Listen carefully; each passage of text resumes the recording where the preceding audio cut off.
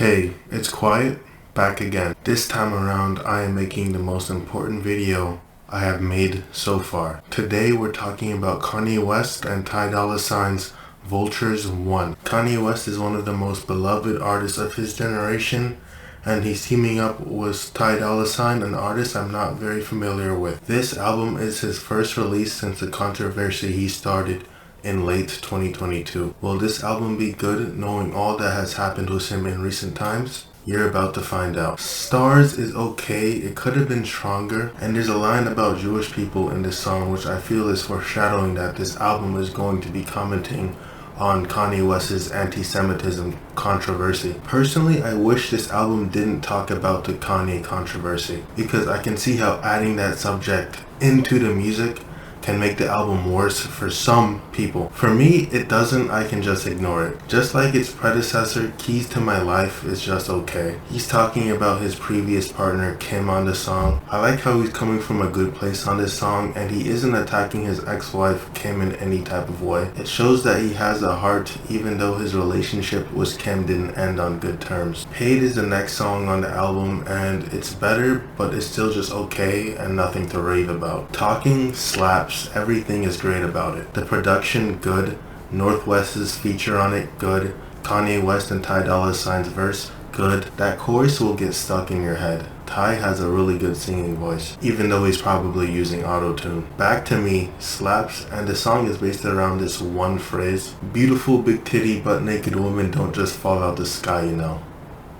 I can't believe I just said that on camera. At first I found the song annoying because of how stupid the phrase was. Then it grew on me because of how funny it became. Freddie Gibbs stole the show on the song. It's not even close. He's way overqualified for this silly little song. Hood Rat is another slapper. The production takes it for me. It's very repetitive. It features the same repeated word in the background of the song. The vocals on the song are just alright though. The next song, Do It, is kind of lacking in the vocal department, just like the last song. I do like that it samples Back That Ass Up by Juvenile in a subtle way. Blink and you won't notice the sample. Paperwork is pretty much filler to me. I don't like it. Burn is another easy on the ears song. I like the chorus and the production sounds really clean on this track. The star power on F Sutton is out of this world. Travis, Cardi, Ye, and Ty all on one track. The song sounds like it was produced by Travis. I wouldn't be surprised if it was because of how dynamic it sounds. The lyrics are nothing special. They're just talking about getting laid, which I don't mind. I don't mind a little bit of ignorance in my hip-hop. Vultures sounds like nothing like it originally did when I first heard it. Seriously, it grew on me. It actually sounds good now. I love that beat change at the end. Kanye once again makes a comment on anti-Semitism,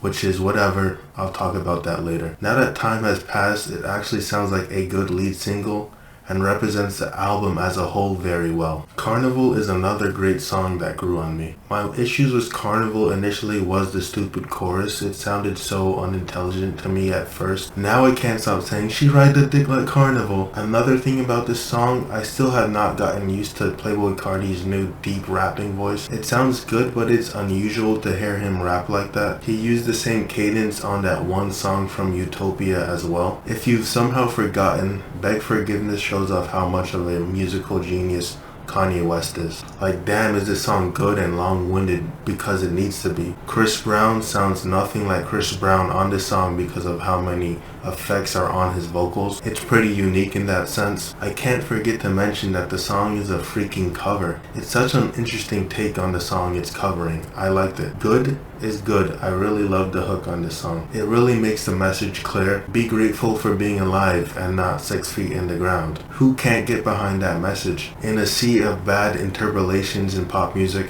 this is one of the good ones. Problematic is a return to old Kanye. It has a soul sample which is refreshing to hear from him. King shows that Kanye's ego is alive and well. He's really bragging and showing off. I liked it. It's a great closer, and those ideas fit well to a closer for a Kanye West album. And once again, he gets into the controversy on this song, which I will finally speak on. So, on the song Stars, Kanye says, keep a few Jews on the staff now. What he's implying with that line is he doesn't have a problem with Jewish people working under him or for him. Here's the thing, just because that's the case doesn't mean you don't have issues with Jewish people. Then on the song Vultures, he says, how am I anti-Semitic? I just F the Jewish B word. He's trying his hardest to rebuttal people calling him an anti-Semite, but he's not really doing it in the right way. Once again, similar to what I said for the song Stars, just because you are having sex with said race doesn't mean you don't have a problem with said race. Kanye isn't taking this issue seriously and isn't handling it in the correct way in his music and real life. Finally, the last line that makes reference to the anti-Semite controversy that I could find was on the song King. On the chorus of that song, he pretty much belittles the fact that he has psychological issues and bigot issues. To him, those things don't matter because he is still king.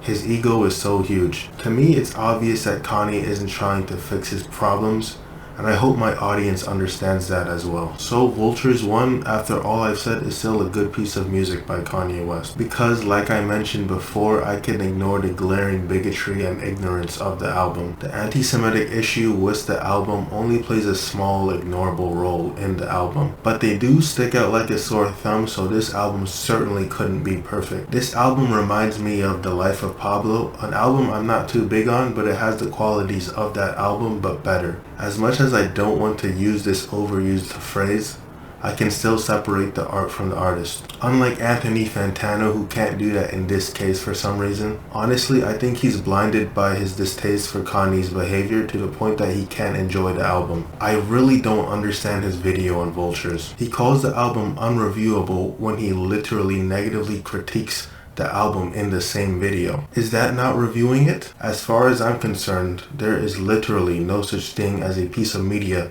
that can't be reviewed. Fantano also says that the bigotry is in the music, which is true, but it plays such a small part of the album. Like 90% of the album is Kanye not being a bigot. It's not that serious. You should still be able to separate the art from the artist in that case. In the beginning of the video, he explains his intent when he reviews an album is to give the audience a recommendation if it is a good album, and if it's bad, give the audience advice not to listen to the piece of music. If he clearly doesn't like the album and is critiquing it, does that not satisfy one of his intentions when he reviews an album? Fantano is being completely dishonest and bad faith in his review of Vultures. And I say review because it is a review. That's just my understanding. Anyways, concluding, if you like other Kanye West albums, you should get a kick out of this one. If I had to give this album a score, it would be a 6.9 out of 10. Slightly above average.